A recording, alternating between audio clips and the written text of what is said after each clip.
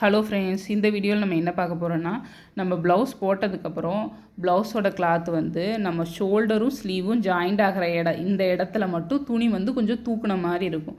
அந்த மாதிரி தூக்குன மாதிரி இல்லாமல் கட்டிங்கில் இந்த மிஸ்டேக்கை எப்படி கரெக்ட் பண்ணுறது அப்படிங்கிறத பார்க்கலாம். நீங்கள் எந்த இன்ச்சு கட் பண்ணாலும் சரி, இது வந்து நான் நெக்குக்கு வந்து 2.5 இன்ச் வச்சுருக்கேன், ஷோல்டர் வந்து 3 இன்ச் வச்சுருக்கேன்.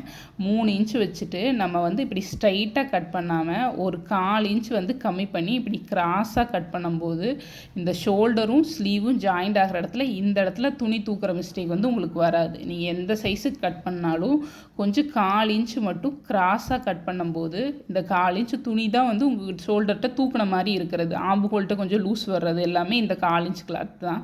அதனால நீங்கள் ஷோல்டர் கட் பண்ணும்போது மட்டும் நெக்கு ஸ்ட்ரைட்டாக கட் பண்ணிங்க, ஷோல்டரை மட்டும் கொஞ்சம் கிராஸாக கட் பண்ணும்போது என்ன ஆகும்னா உங்களுக்கு வந்து ஸ்லீவும் ஷோல்டரும் ஜாயிண்ட் ஆகிற இந்த இடத்துல வந்து துணி தூக்குன மாதிரி இருக்கிற மிஸ்டேக் வராது. உங்களுக்கு ஆம்புகோல்ட்டையும் துணி வந்து எக்ஸ்ட்ராவாக இருக்காது, லூஸாக அடிக்காமல் கரெக்டாக இருக்கும். இந்த டிப்ஸை நீங்களும் ட்ரை பண்ணி பாருங்கள். தேங்க்யூ.